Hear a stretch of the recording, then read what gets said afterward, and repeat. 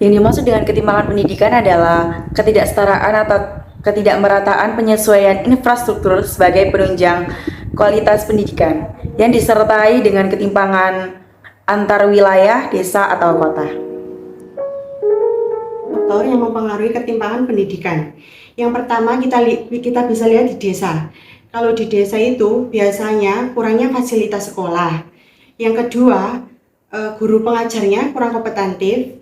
Yang ketiga, karena faktor infrastruktur. Dan yang keempat, masyarakat biasanya mengalami ketertinggalan akibat di era globalisasi yang semakin maju. Bisa kita lihat yang sebelah kanan itu ada di kota. Nah, biasanya kalau di kota itu fasilitasnya sudah lebih maju. Yang kedua, guru pengajarnya juga lebih kompetentif. Dan yang ketiga, arus untuk pergi ke sekolah itu sudah semakin baik. Nah, contohnya itu bisa kita lihat di sini. Kalau di kota itu biasanya kan sudah lebih maju. Sekolah menyediakan proyektor, terus habis itu teknologi-teknologi yang sudah lebih maju. Sedangkan di desa itu kurangnya teknologi seperti LCD dan teknologi-teknologi yang lebih maju lagi. Kalau di desa itu biasanya juga kurangnya buku yang ada di sekolah. Dampak yang ditimbulkan dari kesenjangan pendidikan yaitu sebagai berikut. Yang pertama adalah meningkatkan pendidikan kualitas yang memudahkan masyarakat untuk mengakses pendidikan dan belajar dari berbagai sumber. Kesempatan untuk menempuh pendidikan dari luar negeri maupun luar kota menjadi lebih mudah dan lebih banyak. Jika minimnya pendidikan karakter terhadap anak menyebabkan adanya krisis moral, diantaranya tawuran antar pelajar, penyalahgunaan narkoba, minum-minuman keras, bullying, dan lain-lain. Solusi yang diberikan untuk masalah ketimpangan pendidikan yakni dengan melakukan pemerataan fasilitas terutama di desa, melakukan pemerataan tenaga pendidik, serta memberikan bantuan dana untuk siswa-siswa yang tidak mampu.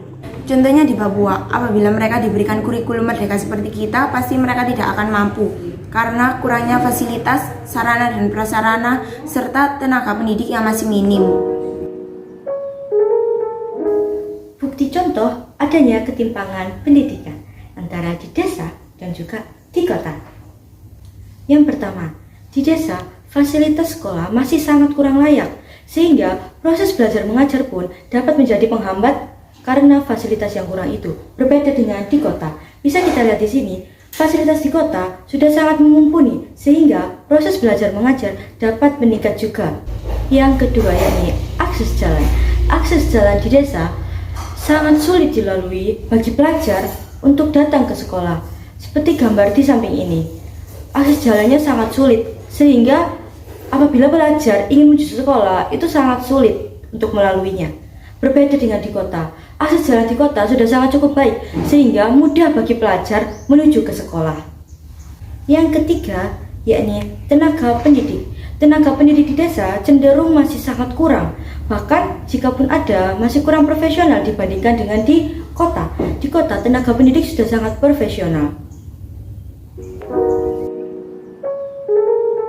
Kita sebagai siswa yang mendapat fasilitas pendidikan yang sudah memadai harus selalu bersyukur, serta kita harus bisa memanfaatkan segala bentuk fasilitas tersebut dengan baik dan benar. Dan bagi siswa yang mendapatkan fasilitas yang tidak layak atau tidak memadai, hendaknya bisa melaporkan kepada petinggi setempat agar bisa mendapatkan fasilitas yang memadai juga. Karena fasilitas di zaman sekarang sangat berpengaruh dalam proses belajar mengajar. Seorang siswa akan lebih berkembang untuk kedepannya.